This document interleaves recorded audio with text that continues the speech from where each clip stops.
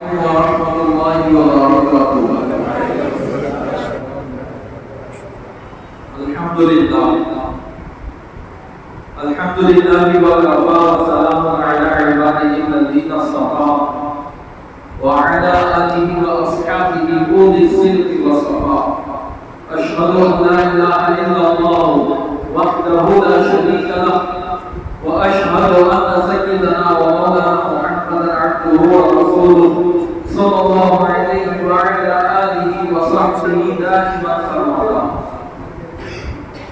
أما بعد فأعوذ بالله من الشيطان الرجيم.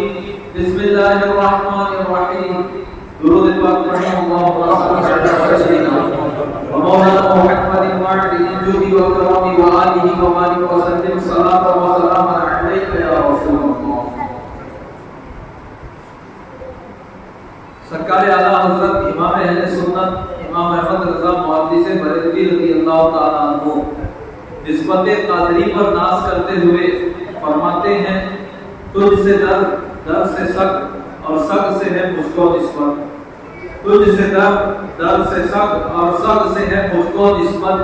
میری گردن میں بھی ہے دور کا ڈورا تیرا اور اس نشانی کے جو سگ ہیں نہیں مارے جاتے. حشر تک میرے گلے میں رہے پٹا تیرا. اور جب بہجت الاسرار شریف کی وہ مستند روایت جس کے مطابق ایک کرتے نے جب دیکھا کہ سرکار غوث اعظم کے خانقاہ کی گائے پر شیر حملہ کرنا چاہتا ہے تو اس کرتے میں ایسی غیرت جاگی کہ اس نے شیر کے گائے پر حملہ کرنے سے پہلے شیر پر حملہ کر دیا اور اس کے درخرے میں اپنے دانت کو گاڑ کر جو کھینچا تو شیر خاکہ خود میں لوٹتا ہوا نظر آیا. اعلیٰ حضرت اس واقعے کو نگاہ میں رکھ کے فرماتے ہیں کیا دبے جس پہ حمایت کا ہو پنجہ تیرا. کیا دبے جس پہ حمایت کا ہو پنجہ تیرا. شیر کو خطرے میں لاتا نہیں کرتا تیرا. تو جب کرتے کا یہ عالم ہے کرتا غوث پاک کی خانقاہ کے باہر گلی میں بیٹھا رہتا اور خانقاہ کے لنگر کھانے کی ہڈیوں پر گزارا کرتا. جب اتنی سی نسبت کی وجہ سے اس میں وہ طاقت آئی کہ اس نے شیر کو پچھاڑا تو اگر اشرف المخلوقات میں سے کوئی انسان کوئی ایمان والا کوئی خوش عقیدہ سنی مسلمان صدق کے دل سے اور حسن عقیدت کے ساتھ اپنے آپ کو غوث اعظم کی طرف منسوب کرے گا تو کیوں نہیں اس کو فیض ملے گا اور کیوں نہیں اس کی ہیبت لوگوں کے دلوں میں آئے گی. اعلیٰ حضرت امام اہل سنت امام احمد رضا محدث بریلوی رضی اللہ تعالیٰ عنہ اپنے آپ کو سرکار غوث اعظم کا سگ یعنی کرتا کہتے تھے. اور سرکار غوث اعظم تو بغداد میں ہیں. بغداد شریف میں آپ کی آرام گاہ ہے. ہندوستان بغداد سے بہت دور ہے لیکن قربان جائیے اتنی دور سے جب سرکار غوث اعظم کی شان پر اعتراض کیا گیا سرکار غوث اعظم کے تصرفات اور کمالات کا انکار کیا گیا تو اعلیٰ حضرت نے سرکار غوث اعظم کی عظمت اور ناموس پر ہندوستان میں رہ کر پہرا دیا اور ایسا پہرا دیا کہ غوث اعظم کے منکرین کے دانت کھٹے کر دیے اور ان کو رسوا اور خوار ہونا پڑا. اعلیٰ حضرت فرماتے ہیں میری قسمت کی قسم کھائیں سگانے بغداد ہند میں بھی ہو تو دیتا رہوں پہرا تیرا. فرماتے ہیں شاخ پہ بیٹھ کر جڑ کاٹنے کی فکر میں ہے کہیں نیچا نہ دکھا دے تجھے شجرا تیرا. اور حق سے بدرو کے زمانے کا بھلا مانتا ہے ارے میں خوب سمجھتا ہوں معمہ تیرا. اور دل آزاد کو رضا تیز نمک کی دھن ہے ایک ذرا اور چھڑکتا رہے خامہ تیرا. اللہم صلی علی سیدنا ومولانا محمد معدن الجود والکرم وآلہ وبارک وسلم صلاۃ و سلام علیک یا رسول اللہ. ذکر غوث ہو اور ذکر امام احمد رضا نہ ہو یہ ہم سے نہیں ہو پاتا. اس لیے کہ غوث اعظم کی عظمت کیا ہے یہ ہمیں سرکار اعلیٰ حضرت نے بتایا. ان کی تعلیمات اور ان کے فتاوی کی روشنی میں ہم نے سمجھا کہ غوث پاک کا مقام کیا. حقیقت یہ ہے کہ ہم ابھی بھی ان کا اصل مقام سمجھ نہ پائے لیکن جو بھی ہمارے دلوں میں عقیدت کا چراغ جل رہا ہے یہ صدقہ ہے امام اہل سنت کے تجدیدی کارناموں کا. تو سلسلہ قادری ہے مبارک میرا مجھ کو نسبت یہ احمد رضا سے بھی. سرکار غوث اعظم شیخ عبد القادر جیلانی رضی اللہ تعالیٰ عنہ کے زندگی کے حالات بیان کیے جا رہے ہیں. آپ کا خاندانی پس منظر، آپ کا حسب نسب، خاندان کے بزرگان دین، ان سب کے بارے میں بیان ہو گیا. پھر سرکار غوث اعظم کی ولادت، پھر بچپن کے کچھ مختصر حالات بیان ہوئے. آج کی نشست میں سرکار غوث اعظم کا سفر بغداد، اس کا کیا سبب بنا، اس پر روشنی ڈالنے کی کوشش کروں گا. اللہ تعالیٰ سے دعا ہے کہ مجھے حق کہنے، آپ حضرات کو حق سننے، اس پر عمل کرنے کی توفیق عطا فرمائے. حصول برکت کے لیے ایک مرتبہ اور درود پاک پڑھیں. اللهم صل وسلم وبارك على حبيبك محمد المعتد الجود والكرم وآله وبارك وسلم صلاة وسلاما عليك يا رسول اللہ. سرکار غوث اعظم فرماتے ہیں كنت صغيرا في بلدنا، میں ہمارے شہر میں چھوٹا تھا، جیلان میں. یہاں چھوٹا تھا سے مراد یہ ہے کہ ابھی ابتدائی جوانی تھی، تقریباً 18 سال عمر تھی. فرماتے ہیں فخرجت الى السواد في يوم عرفہ، تو عرفہ کے دن یعنی 9 ذی الحجہ جب حاجی میدان عرفات میں جمع ہوتے ہیں، میں میرانے کی طرف نکلا. وتبعت بقرۃ حراثۃ، میں کھیت میں کام کرنے والے ایک بیل کے پیچھے چلا. حضرت سرکار عبداللہ صومعی رضی اللہ تعالیٰ عنہ جو غوث پاک کے نانا تھے، وہ ان کی کھیتی باڑی بھی تھی، باغات تھے. تو سرکار غوث اعظم اپنے نانا جان کے کام میں بھی ہاتھ بٹاتے تھے. تو ایک بیل کو پکڑنے کے لیے نکلے اس کے پیچھے تاکہ اسے لے کر آئیں اور اسے باندھ دیا جائے. کھیت وغیرہ کا کام کرتا تھا. فرماتے ہیں کہ جب میں اس کے پیچھے ہوا فالتفت الی بقرۃ وقالت، کہ میری طرف اس نے موڑ کر دیکھا، میری طرف توجہ کی اور کہا یا عبد القادر ما لہذا خلقت، اے عبد القادر تمہیں اس کام کے لیے پیدا نہیں کیا گیا، یعنی کھیتی باڑی وغیرہ تمہارا کام نہیں ہے، اللہ نے تمہیں بہت عظیم مقصد کے لیے پیدا کیا ہے. اب ایک جانور، بے زبان جانور، اللہ کے حکم سے اسے قوت گویائی ملی اور بزبان فصیح اس نے کہا اے عبد القادر تمہیں اس کام کے لیے نہیں پیدا کیا گیا. اس عجیب و غریب منظر کو دیکھ کر سرکار غوث اعظم پر ایک کیفیت طاری ہوئی، ایک تھوڑا سا گھبراہٹ جیسی کیفیت طاری ہوئی. پریشانی کے حالت میں گھر آئے. جب گھر آئے تو گھر میں بھی سکون نہیں ملا تو چھت پر چڑھ گئے کہ تازہ ہوا آئے گی، کچھ اچھا لگے گا. اور مکہ شریف کی طرف دیکھا. جیلان سے جب مکہ شریف کی طرف دیکھا تو فرماتے ہیں فرأیت الناس واقفین بعرفہ، تو میں نے دیکھا کہ لوگ میدان عرفات میں وقوف کیے ہوئے تھے. سرکار غوث پاک کی نگاہ بصیرت و بصارت کا یہ عالم تھا کہ ہزاروں میل دور کیا ہو رہا ہے تو ایسا فرماتے تھے.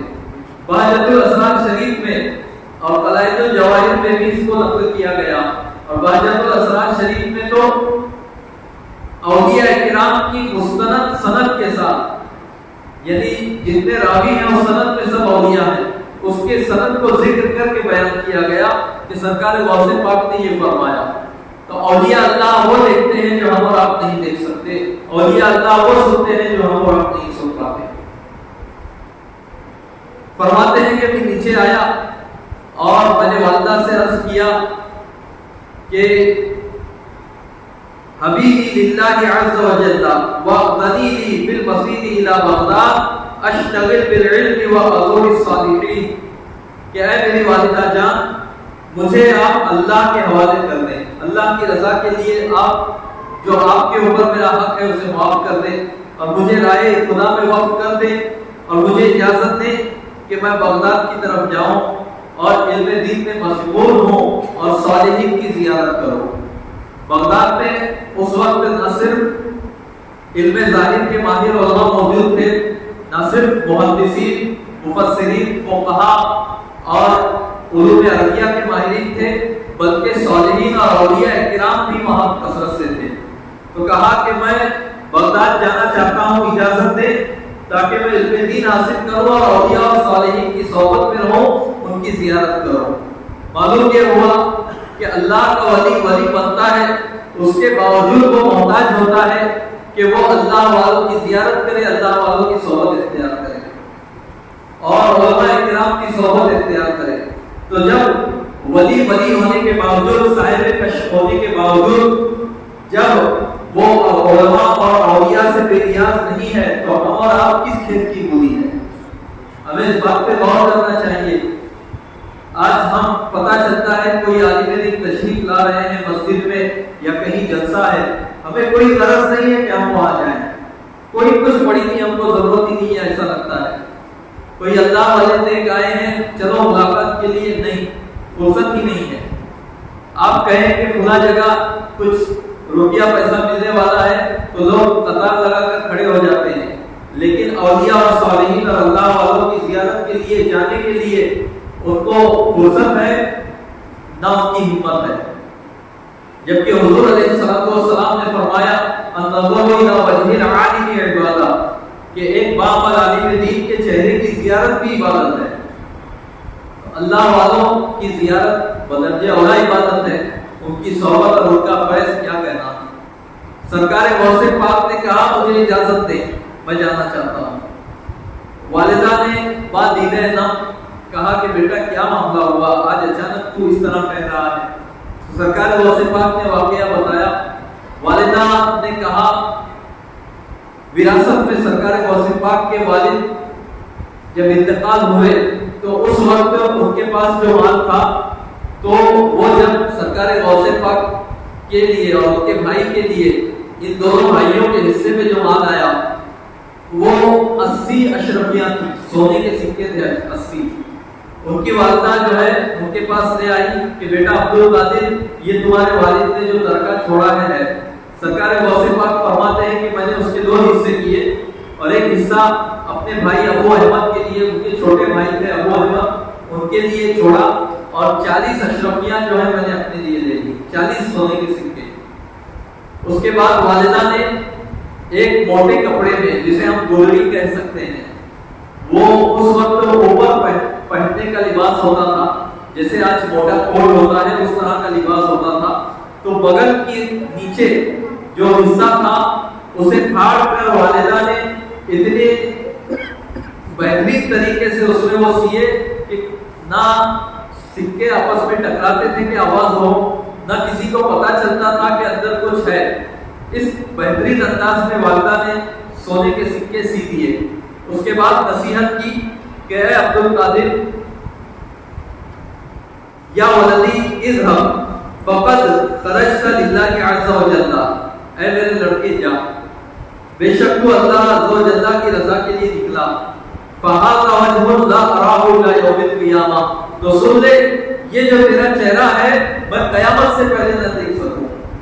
یعنی اب تو گیا ہے تو گھر مت آ، اب اللہ کی راہ میں رہ، دین کے لیے تو وقت ہو گیا میری طرف سے، اب قیامت ہی میں ہماری ملاقات ہوگی. دیکھیے کیا جذبہ ہے ماں کا. آج ذرا مدرسے میں بھیجنے کے لیے ماں باپ کا دل نہیں مانتا کہ کیسے ہم ہمارے نازوں کے پلے بچے کو بھیجیں. ماں باپ یہ نہیں دیکھتے کہ اگر بچہ مدرسے میں عالم یا حافظ بن جائے گا تو اس کی وجہ سے ماں باپ کی مغفرت ہو جائے گی. ماں باپ یہ نہیں دیکھتے کہ بچہ اگر عالم حافظ قاری بن جائے گا تو دین کی خدمت کرے گا. یہ سب نہیں دیکھتے، بلکہ وہ ماں باپ کو اپنے نظروں سے اوجل کرنا نہیں چاہتے.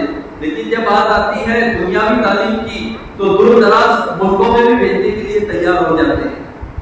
تو یہ دنیا کی محبت کا غلبہ ہے، اس وجہ سے ہوتا ہے. سرکار غوث اعظم کی والدہ بھی ولیہ کاملہ تھی. انہوں نے کہا بیٹے جا، جب میں نے تجھے اللہ کے لیے وقف کیا تو اب قیامت میں ہی ہماری ملاقات ہوگی. اور وہ نصیحت کی کہ چاہے کچھ ہو جائے تو وعدہ کر کے جھوٹ نہیں کہے گا. سرکار غوث پاک نے وعدہ کر دیا کہ چاہے کچھ ہو جائے تو جھوٹ نہیں بولوں گا. اس کے بعد سرکار غوث پاک قافلے والوں کے ساتھ نکلے. قافلہ ہمدان کے راستے بغداد شریف کی طرف رواں تھا کہ ہمدان اور بغداد میں ایک ویرانہ جنگل آتا ہے جسے ترک کا نام تاریخ دانوں نے ترک لکھا ہے کہ جب ترک کے ویرانے میں یہ قافلہ پہنچا، سرکار غوث پاک فرماتے ہیں قلائد الجواہر میں ہے کہ 60 ڈاکوؤں نے، جن کی تعداد 60 تھی، ان لوگوں نے اچانک ہم پر حملہ کر دیا اور لوگوں کے مال اور اسباب لوٹنے لگے. میں اکیلا تھا، ایک طرف کھڑا ہو گیا. ایک ڈاکو میرے پاس سے گزرا، کہا صاحب زادے تمہارے پاس پاس کیا ہے، مال ہے تو دے دو۔ کہا ہاں میرے پاس 40 سونے کے سکے ہیں۔ کہا کہاں ہے؟ کہا میرے بغل کے نیچے کپڑے میں سلے ہوئے ہیں۔ اسے یقین نہ آیا، وہ آگے بڑھ گیا کیونکہ اب لوٹ چل رہی تھی۔ سوچا اس نوجوان کے پیچھے لگوں گا تو جو مال مجھے ملنے والا ہے وہ بھی نہیں ملے گا۔ دوسرا آیا، دوسرے نے بھی یہی سوال کیا۔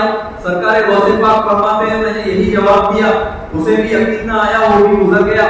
جب سارا مال انہوں نے لوٹ لیا تو ایک اونچی جگہ پر، ایک ٹیکری پر وہ لوگ چڑھ گئے اور مال تقسیم کرنے لگے۔ تو ان دو لوگوں نے کہا کہ ایک عجیب نوجوان ہم نے دیکھا کہ ہم نے اس سے پوچھا تیرے پاس مال ہے؟ تو اس نے کہا ہاں ہے مال۔ تو کہا ڈاکوؤں کے سردار نے اسے میرے پاس حاضر کیا جائے۔ سرکار غوث اعظم کو اس کے پاس لایا گیا۔ جب آپ تشریف لائے تو ڈاکوؤں کے سردار نے پوچھا صاحب زادے بتاؤ تمہارے پاس مال ہے؟ کہا ہاں میرے پاس مال ہے۔ کہا کدھر ہے؟ کہا میرے بغل کے نیچے سلا ہوا ہے۔ ڈاکو نے حکم دیا کہ پھاڑا جائے۔ جب پھاڑا گیا تو اس میں 40 اشرفیاں نکلی، 40 سونے کے سکے نکلے۔ اب ڈاکو بڑا حیران ہوا کہ اتنے بہترین طریقے سے یہ سلے گئے کہ تم اگر نہ کہتے تو کسی کو ہمیں بھی پتا نہیں چلتا، تو جھوٹ بولتے اپنا مال بچا لیتے۔ ویسے بھی سفر کی حالت میں ہو، مال کی تمہیں ضرورت ہے، اور شراب بھی جو ہے تمہارے لیے جائز تھا کہ تم خلاف واقع بات بولتے۔ کیا وجہ ہے کہ تم نے سچ کہا؟ تو سرکار غوث پاک نے کہا کہ گھر سے نکلتے وقت میری والدہ نے مجھ سے عہد کیا تھا کہ بیٹا کچھ بھی ہو جائے جھوٹ نہ کہنا۔ اب اس کچھ بھی ہو جائے پہ سرکار غوث پاک نے عذر والی صورت بھی لے لی، یعنی چاہے عذر ہو یا عذر نہ ہو، ہر صورت میں نے وعدہ کیا ہے میری والدہ سے کہ میں جھوٹ نہیں کہوں گا۔ اسی وجہ سے جب تمہارے لوگوں نے پوچھا تو میں نے سچ بتایا۔ ڈاکو پر عجیب کیفیت طاری ہوئی، اس کا جسم خوف خدا سے اچانک کانپنے لگا۔ اس نے کہا کہ اس لڑکے نے اپنی ماں سے کیا ہوا ایک وعدہ یاد رکھا اور اسے اس مشکل گھڑی میں بھی پورا کر رہا ہے، اور بہت سال ہو گئے کہ کئی ایک لمبا زمانہ گزرا کہ میں نے اپنے رب سے کیے ہوئے وعدے کو پورا نہ کیا بلکہ مسلسل توڑتا آ رہا ہوں۔ اور پھر کہا کہ اے صاحبزادے اپنا ہاتھ آگے بڑھاؤ تاکہ تمہارے ہاتھ پر میں توبہ کر لوں۔ اور ڈاکوؤں کے سردار نے اسی وقت توبہ کی۔ ان کا نام ابو احمد بدوی تھا، ابو احمد بدوی۔ اسی وقت توبہ کر دی۔ ڈاکوؤں کے ساتھی نے جب دیکھا، ڈاکو کے ساتھیوں نے، اس سردار کے ساتھیوں نے دیکھا کہ ہمارا سردار توبہ کر رہا ہے، فقال له اصحابه، تو اس کے ساتھیوں نے کہا انت مقدمنا فی قطع الطریق وانت الان مقدمنا فی التوبہ، کہ تم ڈاکہ زنی میں ہمارے سردار تھے، سنو توبہ کرنے میں بھی تم ہمارے سردار اور پیشوا ہو۔ سارے ڈاکوؤں نے سرکار غوث پاک کے دستے حق پرست پر توبہ کر دی، اور اس کے بعد وہ سب کے سب عبادت اور ریاضت کے لیے یہاں وہاں نکل پڑے، کوئی علم حاصل کرنے کے لیے، کوئی عبادت کرنے کے لیے۔ اور سردار پر ایسی کیفیت طاری ہوئی کہ انہوں نے اپنا گریبان چاک کیا اور روتے اور چیختے ہوئے ویرانے کی طرف نکل گئے۔ اس کے بعد ان کی خبر نہ ہوئی کہ ان کے ساتھ کیا ہوا۔ سرکار غوث پاک فرماتے ہیں کہ یہ پہلا گروہ تھا جنہوں نے میرے ہاتھ پر توبہ کی۔ ابھی علم دین کے حصول کے لیے قدم رکھا ہے کہ ان کی نورانی برکات ظاہر ہونے لگی۔ سرکار غوث اعظم شیخ عبد القادر جیلانی رضی اللہ تعالیٰ عنہ بغداد پہنچے۔ خلیفہ المستظہر باللہ عباسی کا دور تھا۔ آپ نے اگر خلافت عمومی کے بارے میں پڑھا ہوگا، تاریخ اسلام پڑھی ہوگی اور خلافت عباسی کی تاریخ پڑھی ہوگی، تو اب بھی عمومی خلفاء کا دور تو اب کا ختم ہو چکا تھا، عباسی خلفاء کا دور تھا، اور ان کا جو صدر مقام تھا یہ دارالخلافہ تھا بغداد شریف، اور خلیفہ المستظہر باللہ عباسی اس وقت سریرانہ سلطنت تھا۔ اس وقت سرکار غوث پاک بغداد میں داخل ہوئے۔ کسی نے پوچھا کہ جس وقت بغداد میں آپ داخل ہوئے تو آپ کی عمر کیا تھی؟ کہا کہ جب میں بغداد میں داخل ہوا اس سال تمیمی کا انتقال ہوا، ایک مشہور وزیر تھا تمیمی، اس کا اسی سال انتقال ہوا تھا۔ تو مورخین نے کہا کہ تمیمی کا انتقال سن 488 میں ہوا، یعنی 18 سال کی عمر میں سرکار غوث اعظم بغداد میں داخل ہوئے۔ اب آئیے آگے کے واقعات سماعت کریں۔ سرکار غوث اعظم کے نانا جان کے چاہنے والے کچھ لوگ بغداد میں تھے، تو حضرت عبداللہ صومعی نے ان کی نشاندہی کی تھی کہ بیٹا ان کے پاس پہلے جانا، تم اجنبی ہو، ایک اجنبی شہر میں جا رہے ہو، کوئی تمہیں وہاں پہچانتا نہیں ہے، کوئی تمہارا یار و مددگار نہیں، یہ میرے ہمدرد اور چاہنے والے ہیں، ان کے پاس جانا تو وہ تمہاری رہنمائی کریں گے۔ چنانچہ سرکار غوث اعظم پہنچے تو انہوں نے، جو ان کے نانا کے مرید تھے، انہوں نے کہا کہ حضور یہاں پر دو بڑے مدرسے ہیں، ایک مدرسۃ الاحناف ہے اور دوسرا مدرسہ نظامیہ ہے، ان دونوں میں سے آپ کو اختیار ہے، چاہے جس مدرسے میں آپ داخلہ لیں۔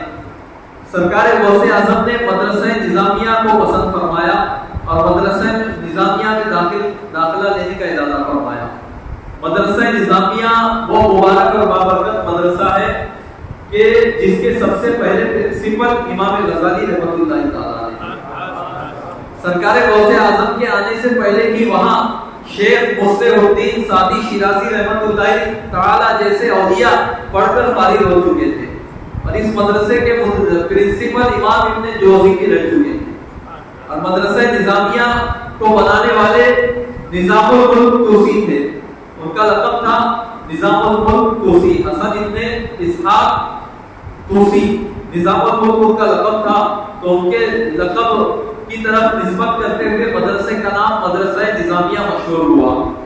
اور مورخین لکھتے ہیں کہ باقاعدہ یہ مدرسہ ایک یونیورسٹی کی شکل اختیار کر چکا تھا، بڑے بڑے علماء اپنے فن کے ماہرین وہاں موجود تھے، اور باقاعدہ گھنٹیاں ہوتی تھی جس طرح اسکول کالج میں پیریڈ ہوتے ہیں، درس کے اوقات مقرر تھے، اور سارا نظام تھا، ایک طرف طلباء کے رہنے کا انتظام تھا جسے ہم ہاسٹل کہتے ہیں، اور یہ سب کچھ انتظام تھا، بڑا بہترین انتظام تھا، اور شاہی خزانے سے یہاں کے علماء اور مدرسین کو وظیفہ ملتا تھا، اور یہاں پر زیادہ تر حنبلی اور شافعی علماء تھے۔ سرکار غوث پاک ایک روایت کے مطابق حنفی تھے، چونکہ ان کے والد حنفی تھے، لیکن چونکہ حضرت عبداللہ سومئی شافعی تھے اور انہی کے گھر سرکار غوث پاک کی پرورش ہوئی، تو کچھ مورخین نے یہ بھی لکھا کہ یہ شافعی تھے اور شوافع کا مرکز تھا مدرسہ نظامیہ، اس لیے بھی وہ اس طرف گئے، اور وہاں حنابلہ بھی تھے، تو حنبلی اور شافعی مذہب کو انہوں نے بہت گہرائی سے سیکھا، اور ان مذاہب کے ماہر فقہا سے انہیں یہ مذاہب سیکھنے کا موقع ملا۔ بہرحال سرکار غوث پاک نے مدرسے میں داخلہ لیا اور علم دین پڑھنا شروع کیا۔ 8 سال کی قلیل مدت میں تمام مروجہ علوم میں ید طولہ حاصل کر لیا۔ اس وقت جتنے بھی علوم درس نظامی جو آج رائج ہے عالم کورس، تو اس زمانے میں جو عالم کورس رائج تھا مدرسہ نظامیہ میں، تو اس میں جتنے علوم پڑھائے جاتے تھے، چاہے وہ اصول فقہ ہو یا فقہ ہو، اصول تفسیر ہو یا تفسیر ہو، اصول حدیث ہو یا حدیث ہو، علم صرف ہو یا علم نحو ہو یا علوم بلاغت ہو، علم ادب ہو، چاہے فلسفہ ہو، چاہے علم کلام ہو، جتنے علوم مروجہ تھے سب کو کمپلیٹ کیا، مکمل کیا، اور ہر فن میں ید طولہ حاصل کیا، اس بلند مقام پر پہنچے کہ ان کے پائے کا، ان کی فراغت کے وقت کوئی ان کا ساتھی نظر نہ آتا تھا۔ اس قدر محنت اور کوشش اور لگن کے ساتھ سرکار غوث پاک نے 8 سال کی قلیل مدت میں ان تمام مروجہ علوم و فنون سے فراغت حاصل کر لی۔ لیکن یہ 8 سال کا دور کوئی آسان دور نہیں تھا، ایسی سخت مشقتیں انہوں نے جھیلی کہ ہم آج اس کا تصور بھی نہیں کر سکتے۔ میں کچھ 2 واقعات آپ حضرات کے گوشے گزار کروں گا کہ سرکار غوث پاک نے کس قدر سخت مجاہدہ فرمایا۔ سرکار غوث اعظم رضی اللہ تعالیٰ عنہ اکابر اولیاء میں سے تھے، اللہ کے محبوب اور محب تھے، دنیا کی دولت کی ان کے نزدیک کوئی اہمیت نہیں تھی۔ جب زہد کے اعلیٰ مقام پہ اللہ کا ولی فائز ہوتا ہے تو علماء فرماتے ہیں کہ اس کا یہ حال ہو جاتا ہے کہ مال آتا ہے تو اسے خوشی نہیں ہوتی، بالکل جس طرح ہمارے پاس مٹی یا پتھر کا کچھ ڈھیر آ جائے تو ہمیں خوشی نہیں ہوتی، اسی طریقے سے مال آتا ہے تو کچھ خوشی نہیں ہوتی، اور مال جاتا ہے تو کوئی غم نہیں ہوتا۔ اس مقام زہد پر اللہ کے اکابر اولیاء فائز ہوتے ہیں۔ فرماتے ہیں کہ بلکہ جب وہ مال اللہ کی راہ میں خرچ کرتے ہیں تو انہیں خوشی ہوتی ہے کہ ہم نے مال کو صحیح جگہ خرچ کیا، ابھی آخرت میں ہمارے کام آئے گا۔ مال آتا تو خوشی نہ ہوتی، اپنے اوپر خرچ کرتے تو کوئی خوشی نہ ہوتی، بلکہ خوف طاری ہوتا کہ اب اس کا حساب دینا پڑے گا۔ جو نعمتیں اللہ نے دی، اللہ تبارک و تعالیٰ کی طرف سے، یہ قیامت میں سوال ہوگا کہ میری نعمتوں کو کس طرح خرچ کیا، تو ان کے اوپر ایک ذمہ داری آتی، فکر مند ہو جاتے۔ اس مقام ظہور پر فائز تھے سرکار غوث اعظم۔ یہی وجہ ہے کہ جس کو بھی پاتے کہ ضرورت مند ہے اپنا مال اس کو دے دیتے۔ طلبہ میں جسے پاتے کہ یہ ضرورت مند ہے، غریب ہے، فوراً اسے اپنا مال دے دیتے۔ خود فاقے کرتے، کئی کئی دن کے فاقے ہو جاتے، لیکن وہ اپنی ضرورت پر دوسروں کی ضرورت کو ترجیح دیا کرتے۔ یہ وہ مقام ہے، وہ زہد کا اعلیٰ مقام ہے کہ جس پر سرکار غوث اعظم فائز تھے۔ اور مسئلہ یہ ہے کہ اگر آدمی صبر کر لے جائے تو اس کے لیے افضل یہی ہے کہ وہ خود مشقت اٹھائے، فاقہ کرے اور اپنے بھائی کی ضرورت پوری کرے۔ لیکن اگر وہ اتنا صابر نہیں ہے، یا وہ تو صبر کرے گا مگر اس کے گھر والے جزا فضا کریں گے، ناشکری کریں گے، تو اب اس کو چاہیے کہ گھر والوں کی رضامندی کے باوجود پہلے وہ گھر والوں کا پورا کرے، اس لیے کہ اللہ کی راہ میں دوسرے کو دینا یہ مستحب ہے، لیکن ناشکری سے زبان کو روکنا فرض ہے۔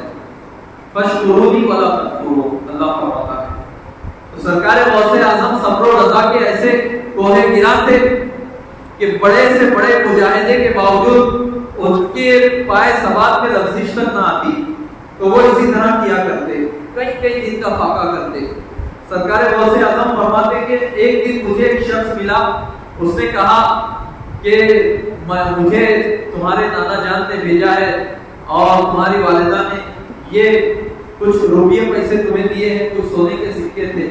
سرکار غوث اعظم فرماتے ہیں، قلائد الجواہر کی روایت ہے کہ میں بہت زیادہ پریشان ہوا بھوک کی وجہ سے، اور کئی دن سے فاقہ کر رہا تھا، اور جسم کی قوت جواب دے رہی تھی، اب قوت بھی چاہیے پڑھائی کرنے کے لیے۔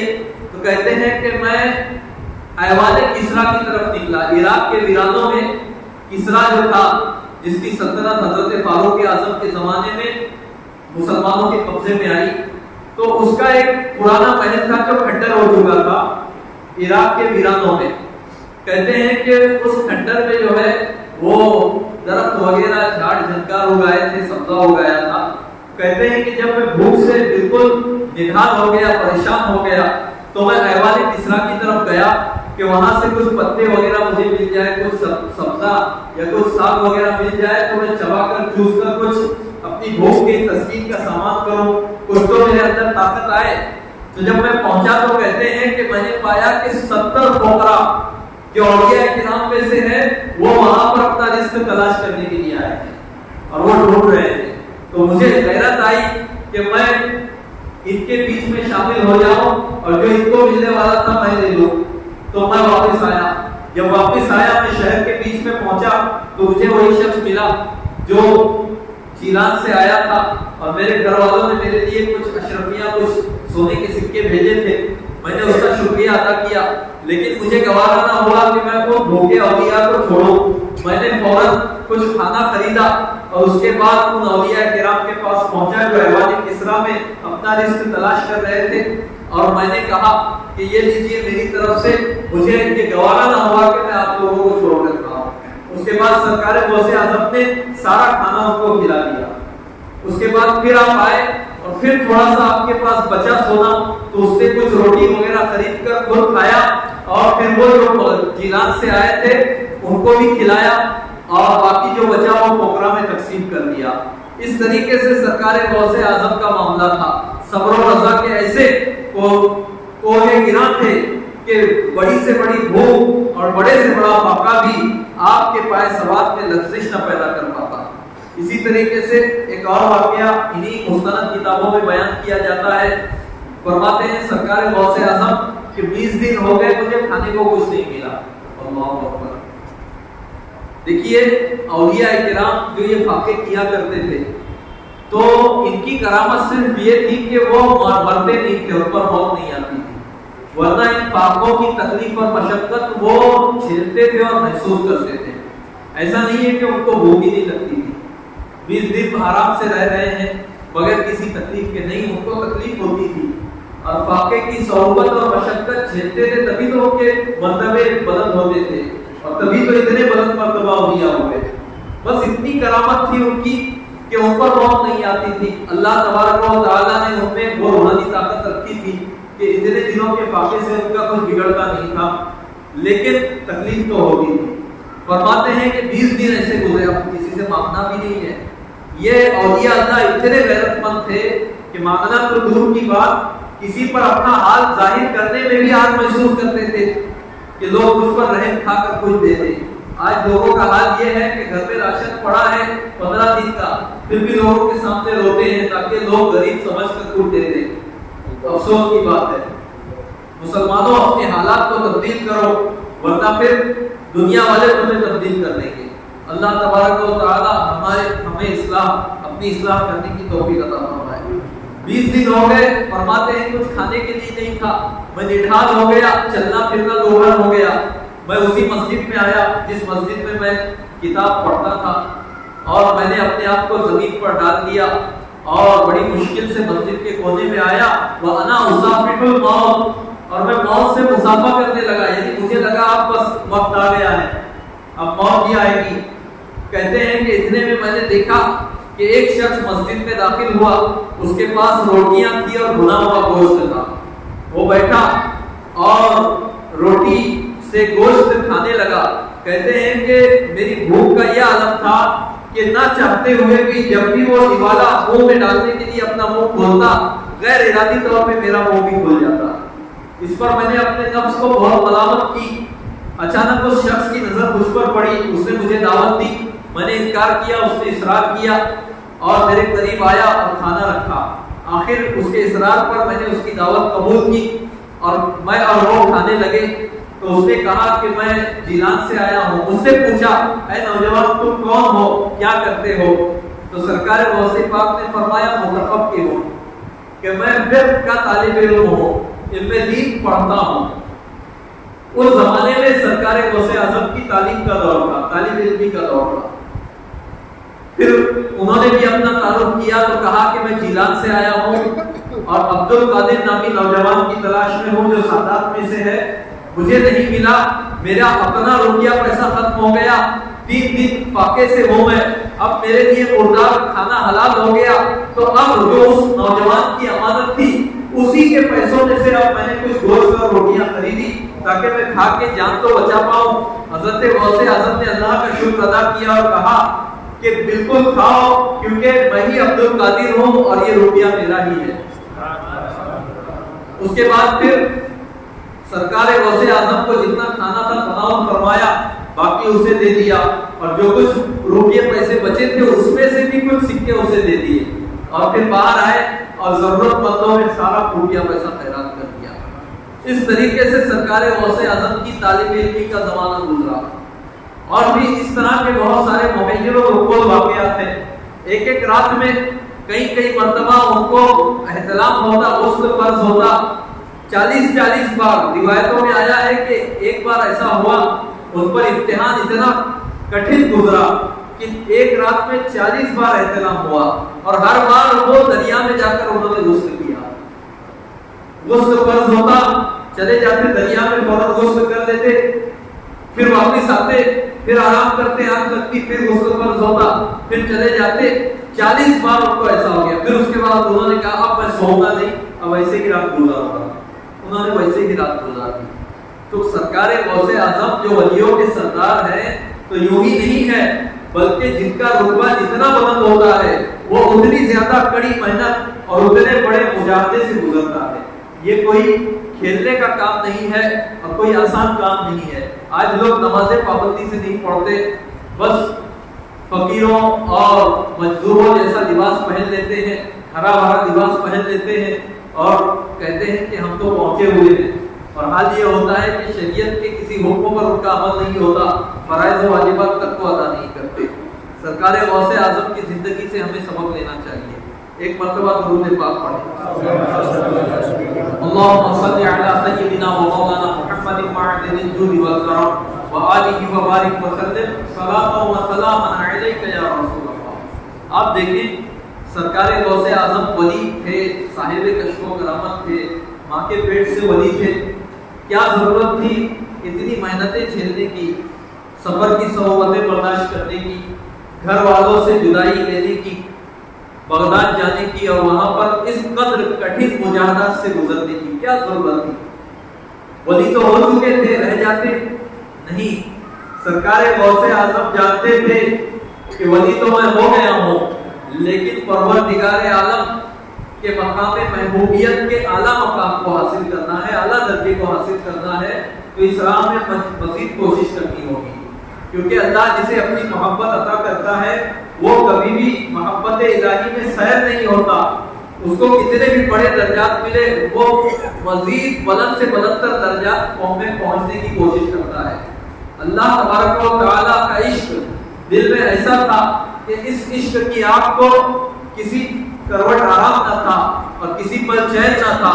یہی وجہ تھی کہ سرکار غوث اعظم مسلسل مجاہدات میں تھے، مسلسل عبادت میں تھے، اور وہ جانتے تھے کہ علم دین حاصل کیے بغیر چارہ نہیں ہے۔ اکابر اولیاء میں سے ہونا ہے تو عالم دین بننا ہوگا، اس لیے کہ جتنا زیادہ علم ہوگا اتنا اچھے طریقے سے عمل ہوگا۔ اگر جہالت ہوگی تو عمل صحیح طریقے سے نہیں ہو پائے گا، اور جاہل شخص متقی نہیں بن سکتا، ولی کیسے ہوگا اور پھر قطب کیسے بنے گا؟ اسی لیے فرمایا درست علم حتی صرت قطبا ونلت السعد من قول الموالی، کہ میں نے علم دین حاصل کیا، علم دین سیکھنا شروع کیا، یہاں تک کہ میں قطب ہو گیا۔ ابتدا کہاں سے ہوئی؟ علم دین حاصل کرنے سے۔ یہی وجہ ہے کہ آپ غور کریں جتنے اولیاء کرام ہوئے وہ سب علماء ہوئے پھر اولیاء ہوئے۔ یا اللہ کو منظور ہوا کہ انہیں وہ ولایت کا اعلیٰ مقام عطا کرے تو پہلے انہیں علم دین پڑھنے کی توفیق عطا فرمائے۔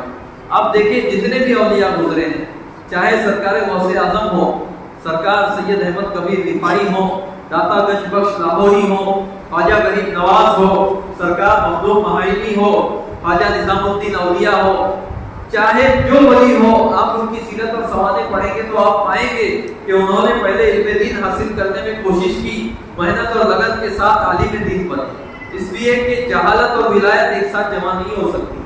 حضرت امام شافعی رحمۃ اللہ تعالیٰ علیہ فرماتے ہیں کہ اللہ اگر علماء کو اپنا ولی نہیں بناتا تو پھر اللہ کسی کو اپنا ولی نہیں بناتا، اس لیے کہ اللہ جاہلوں کو اپنی ولایت نہیں دیتا۔ یہ قاعدہ ہے، تو اسی سے علم دین کی اہمیت سمجھ میں آتی ہے۔ تو اگر اللہ تبارک و تعالیٰ کی بارگاہ میں بلند مقام چاہیے اور کوئی چاہتا ہے کہ وہ اللہ تبارک و تعالیٰ کا ولی بنے تو اسے چاہیے پہلے علم دین حاصل کرے، اور علم دین حاصل کرنا خود بہت بڑی عبادت ہے۔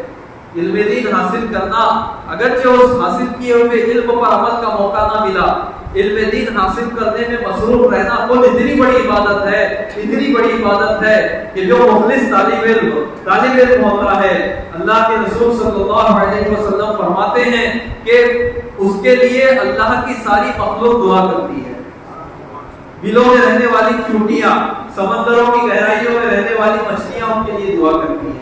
جب وہ چلتا ہے تو فرشتے اپنا نورانی پر اس کے استقبال کے لیے بچھاتے ہیں۔ یہ طالب علم کا مقام ہے، شرط یہ ہے کہ مخلص ہو، نیت اس کی صحیح ہو۔ تو اللہ تبارک و تعالیٰ سرکار غوث پاک کے نقش قدم پر چلائے اور ہمیں بھی علم دین حاصل کرنے میں محنت اور کوشش کرنے کا جذبہ عطا فرمائے۔ وصلی اللہ علی سیدنا محمد وآلہ وصحبہ اجمعین۔ آپ معمار ملت چینل کو سبسکرائب کریں، لائک کریں اور اپنے مفید مشوروں سے، کمنٹ سے، مثبت کمنٹ سے ہمیں نوازیں۔ آپ سے گزارش ہے کہ اس چینل کو زیادہ سے زیادہ سبسکرائب کریں تاکہ ہم ہمارے پیغام کو دنیا کے کونے کونے تک پہنچا سکیں۔